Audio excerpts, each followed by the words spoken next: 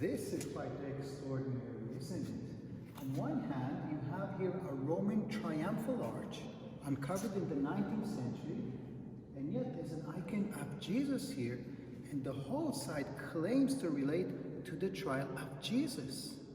Shalom everyone, welcome to another vlog by Danny the Digger, and this time in the series of Following Jesus in Jerusalem, we are at the site of the Praetorium, and a specific part of it that is known as the Lithostrotos, the paved stone street, the place where Pilatus presented Jesus to the public saying, Ecce, Homo, here is the man.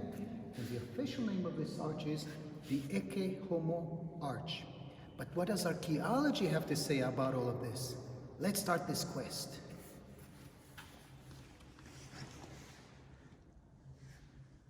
So one thing is quite clear. This is a Roman triumphal arch. What you are seeing right here is the smaller left side arch. Up there is the beginning of the main central arch, and the rest of it, well, is over the street, over the beginning of the Via Dolorosa.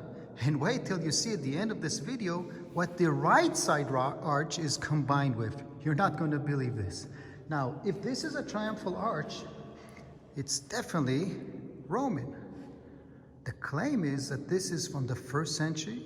It was part of the Praetorium, part of the site of the trial of Jesus. And that is also why today you have right here a Byzantine style image, icon of Jesus. But in Roman times, in my humble opinion, there may have been here a sculpture of some pagan god. I don't think the Romans ever believed that such images will appear here or over the ceiling. Now, this is just a fraction of what this site has to show, so let's go and inquire the rest of it. I'd also like to thank Crystal, the nun that was very nice and kind to open it for me, because the site is still officially closed because of the pandemic. Only parts of the site are currently open to the public, but hey, things are beginning to change, and although we are now in the midst of the Omicron wave, the last I read was that they estimate that within a week or two, we'll start seeing a major difference and things will start clearing out again. The skies are already open. The skies are already open. People can enter Israel already. Of course, you have to be vaccinated, negative PCR, but yes, Israel is open and welcoming. But until you hop on the plane, just join me to see what you can see coming as a Christian pilgrim to the Holy Land.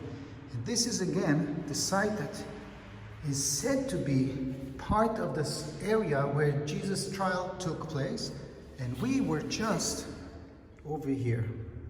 We just saw a fraction of a Roman triumphal arch that connects to a paved area, and underground is also an original large-scale 1st century water reservoir.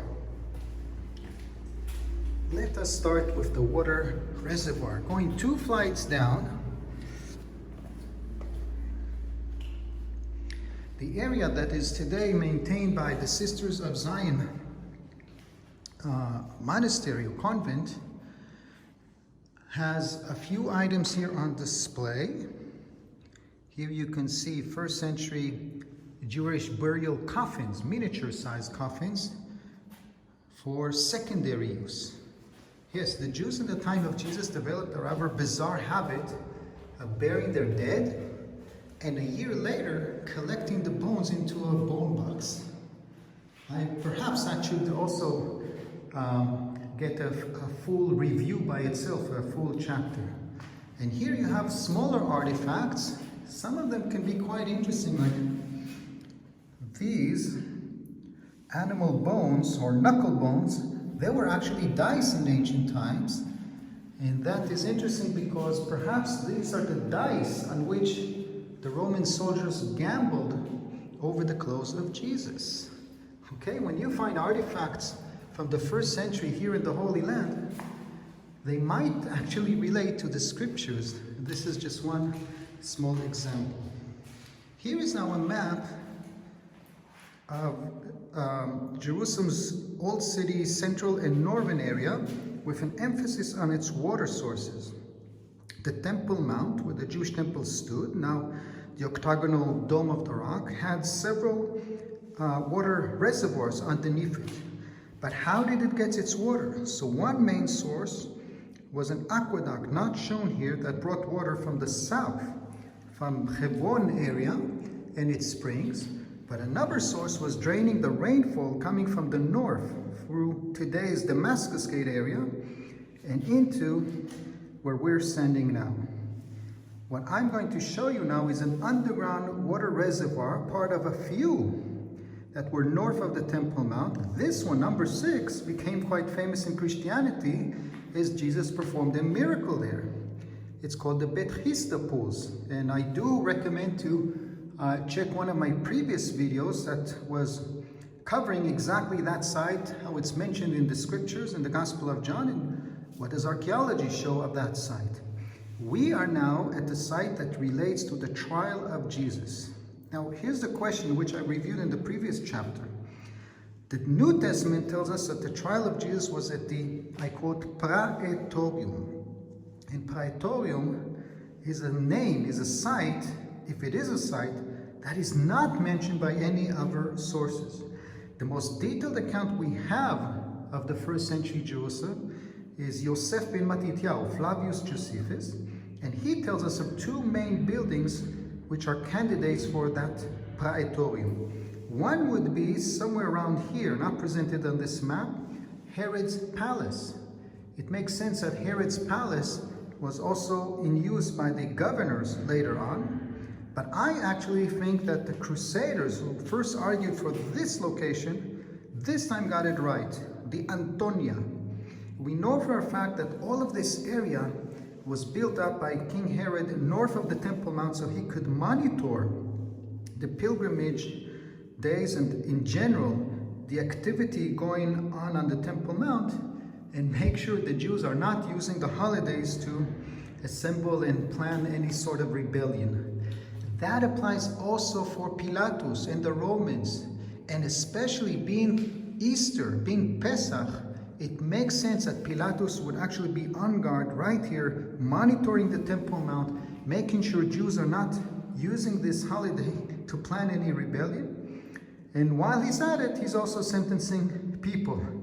So the place of the trial, the place of the Praetorium, could really well be at the Antonia.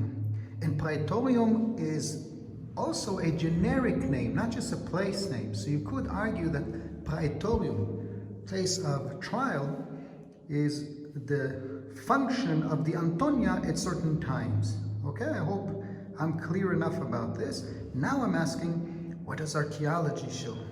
And indeed, underground here is a water cistern that all scholars agree that it dates to the time of Jesus. It was constructed already by King Herod as another, maybe even by the Maccabees, but it was in use in the time of Jesus to collect the rainfall and then channel it into the Temple Mount. And we even found that. The channel, the underground water aqueduct linking this pool with the Temple Mount is visible today as part of the Western Wall tunnels. Okay, I'm going to show you now this water reservoir, and there's a channel that links it to the Temple Mount. And here you can start seeing bedrock, plaster, and goofy stuff from water that still drains or leaks into this big water reservoir to this day.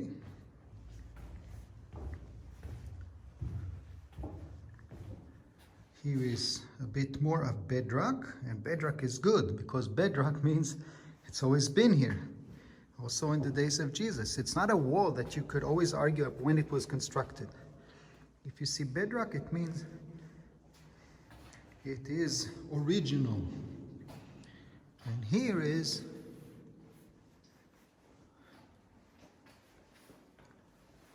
pool itself, or half of it, because there's actually a second part of it to the left.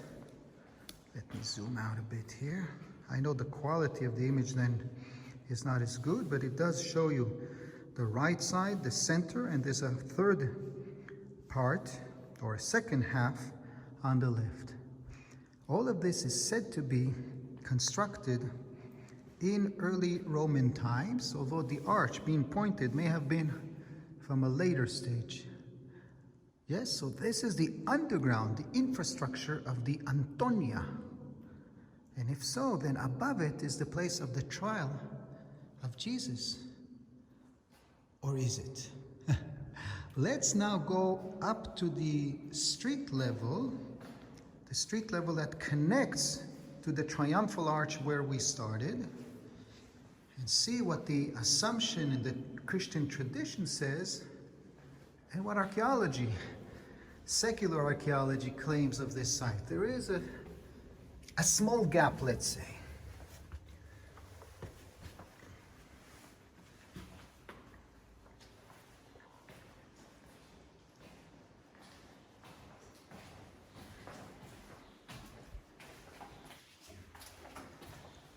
Okay, now I'm in modern times, in modern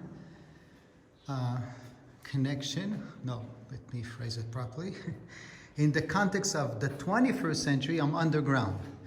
But in the context of the first century, this is now street level. You see, these are Roman era pavement stones. And here you can see a little window, like, to the water reservoir beneath it. Okay, so this is original Roman pavement, and it gets better. You even have here original game boards. You don't believe me? So I just invested in sophisticated light devices, $10. But apparently it makes a big impact, because look at this. All of a sudden, if you put the light on, you can see the game board. Those who viewed the previous chapter of the Praetorium might find this familiar. This is another game board of another 9 Men's Morris game.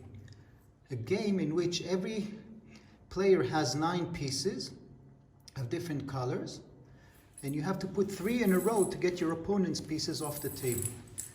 The one who has only 2 left, well, he lost. This game was very popular in Roman times, in Byzantine times, in Crusader times. And one can imagine people walking, shopping, water being drained to the underground water reservoir, and people sentenced to death also pass here carrying their tool of execution, the cross. Okay, this is the claim. Here is another area where game boards are chiseled on the floor. Here again you can see a 9 Men's Morris. I must say they could have improved the light to make it more clear, but they didn't ask my opinion. And here is more Roman pavement. You can see that it's old. You can see that the stones are big, are weathered from time. And there's again this drainage leading to the underground water reservoir. At the southernmost part of this complex, you even have grooves over the stones to prevent people from tripping. We know this to occur sometimes, I mean, people tripping, yes, also today, but also these grooves appear sometimes on Roman pavement. They were aware of the fact that when it rains, this stone can be very slippery, which applies also today, unfortunately. Whenever I lead a tour in Jerusalem after a rain, there's always a chance of this happening. The claim again is that this is not any pavement. This is the first century pavement on which Jesus walked. Just imagine. Imagine a person sentenced to death walking on these stones, carrying his tool of punishment, and headed to the site of execution. And if you cannot imagine this, well, here is a nice wall mosaic showing exactly that. Showing exactly that, and that triumphal arch, again, is visible in the back. So this is the site that has been uncovered in the 19th and early 20th century, identified as the Lithostrotos. The Gospel of John is the one to tell us how at the end of the trial, Jesus is presented to the public by Pilatus at the stone paved area, which is called Gavta. Okay, this is how the text presents it in the English translation. In the original Greek, it says the Lithostrotos, that is named Gavta. Gavta is Aramaic for the same thing, for a paved street. By the way, something that was new for me, looks like they just cleared up this area and are about to develop it for a nice little indoor chapel. I have here also a few architectural elements whose period can be anyone's guess. But let's find a way out of here and assess the most significant question, the question of whether this pavement, this Lithostrotos, is really from the time of Jesus. What is the time of the water reservoir? Everyone agrees that it is probably even earlier than the days of Jesus. But what about the paved street? And what about the triumphal arch that was apparently built combined with it? For this, we'll have to walk outside to show you the central arch and try and reach some conclusion. Crystal, thank you so much again. Bye-bye.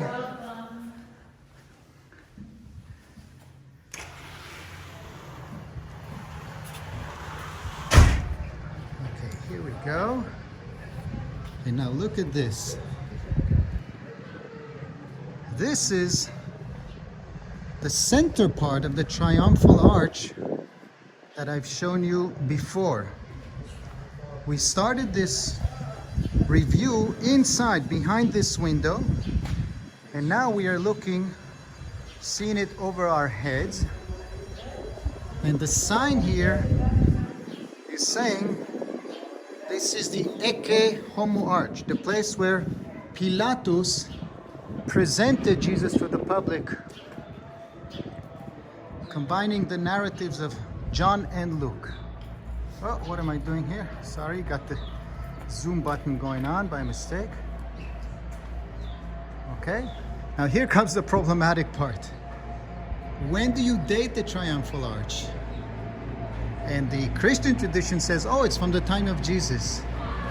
But actually, archaeologists suggest, no, it's from the later Roman times, the days of Emperor Hadrian, after suppressing the second Jewish rebellion, the Bar Kokhba rebellion, that this was constructed. Okay, you probably can't hear me because of the tractor. Give it a minute to pass.